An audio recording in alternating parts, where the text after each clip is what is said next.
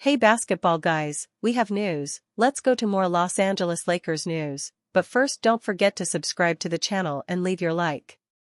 The Lakers team has good players, but some of them have been injured and others have not been able to play well and have had low performance. From the current roster, there is one player that coach J.J. Redick believed would stand out this season due to his defensive power, but Jared Vanderbilt has not been able to play well. He has had few minutes on the court and has not shown how good he is on defense. He will certainly be traded. The Lakers want to sign a great center and in exchange will send two players, Jared Vanderbilt and Maxi Kleber.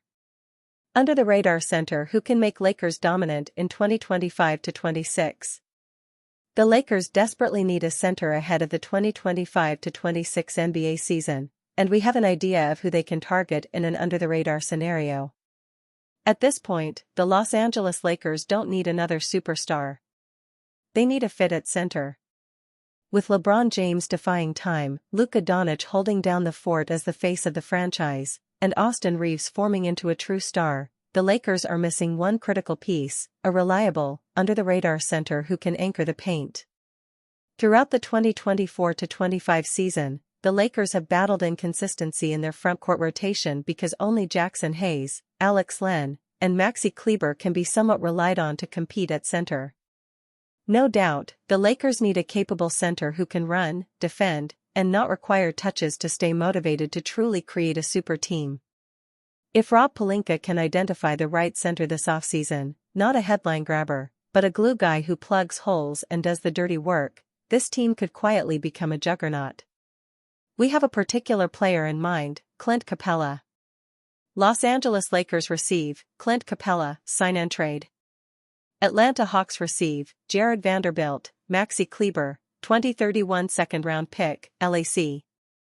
Clint Capella hits free agency this summer as his current $22,265,280 salary expires, and the Atlanta Hawks aren't exactly in buying mode right now. Instead, they will look for young players and picks, and the Lakers could give them a deal that could net them assets without having to lose him for nothing. Let's dive into how this could play out. Lakers engage in a strong sign-and-trade scenario.